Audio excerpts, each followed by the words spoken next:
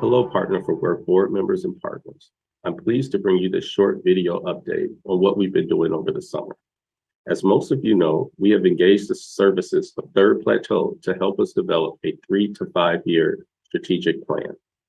Given the structural changes at Partner4Work and the addition of the Policy and Research Department, this is the right time to set some strategic priorities and objectives with your guidance. We've identified opportunities and themes that will inform several planning retreats over the month of September. I look forward to sharing more as the plan begins to take shape. Also, I am pleased to share that Partner4Work and the Mayor's Office are at work to develop a Pathways to Prosperity plan for the city of Pittsburgh. This plan focuses heavily on workforce development and other key areas such as single mothers, education, health, and well-being. I look forward to sharing when we meet later this month. Andy Smith, Senior Director of Adult Programs, will speak more about the new Downtown One-Stop Center. Also in this video, you'll hear from Susie Pushkar about Good Jobs Challenge and Partner4Work's efforts moving forward. From Leela Broughton, Learn and Earn Manager, about this year's outcomes. And Dylan Moore, Director of Policy, about recent policy advocacy agenda setting sessions. As always, we love to hear your feedback on what we're doing well and what opportunities we have to improve. Our intent is to keep you informed and engaged between full board meetings. As always, we thank you for your support and leadership. Now, let me introduce Leela Broughton. Thank you, Rob. We had a great summer this year for Learn and Earn. The Learn and Earn team has worked diligently to provide a successful summer for the youth we serve this year. This year, we were able to approve 1,631 applications.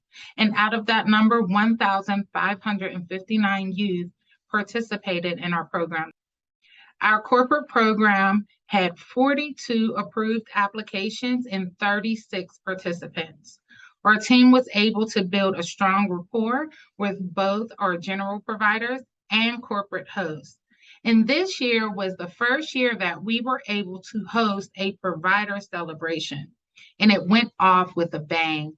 So if you haven't done so, please watch the Learn and Earn recap video shared at this event.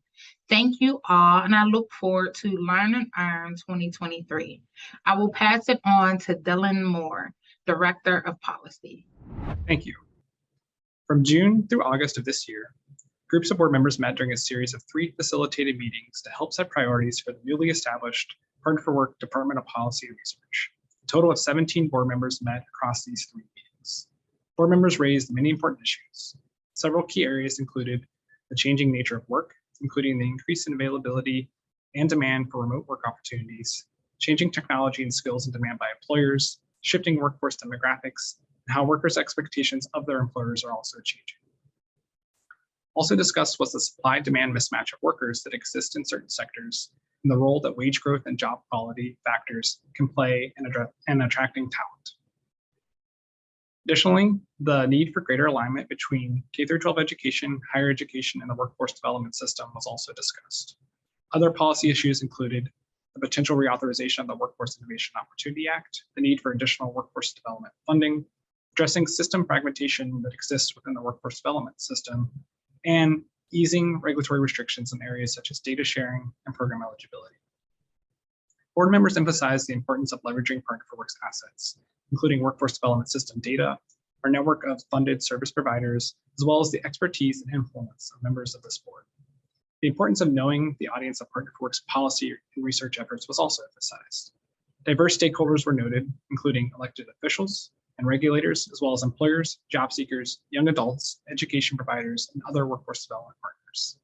These conversations and themes will be integrated into the Partner4Work strategic planning process this fall. We greatly appreciate the participation and valuable perspectives from board members during these meetings. If you're not able to make the meetings and would like to contribute to the discussion, please reach out to either me or Susie. Next, Susie will discuss the Good Jobs Challenge.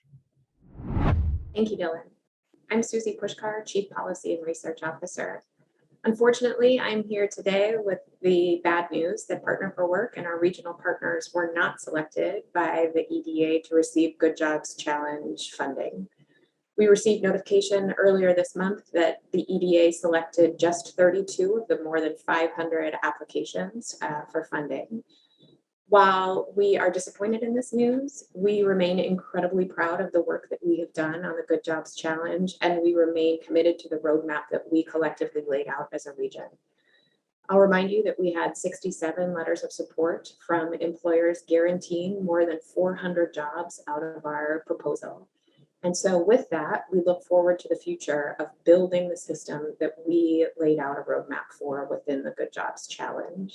That will mean partnering with the other regional boards here in Southwestern Pennsylvania, leveraging those commitments from employers, working closely with training providers and community-based organizations in our region to build the system that is more equitable, more focused on high-quality jobs that offer a living wage and benefits for those job seekers, and for connecting those job seekers into training that leads to guaranteed employment.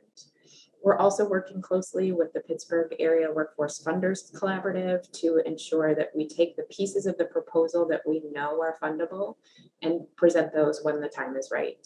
So with that, we continue to work with our intermediary organizations. We're building towards the future that we want to see, and we absolutely want to make sure that you are engaged in this effort as our board of directors. So if there are ways that you want to get involved in building this system and moving things along, please don't hesitate to reach out. And with that, I'll turn things over to Andy Smith, our Senior Director of Adult Programs. Thank you, Andy. Hi, everybody. This is Andy Smith. I'm the Director of Adult Workforce Programs at Partner4Work, and I'm excited today to talk to you about the CareerLink Relocation Project in Pittsburgh.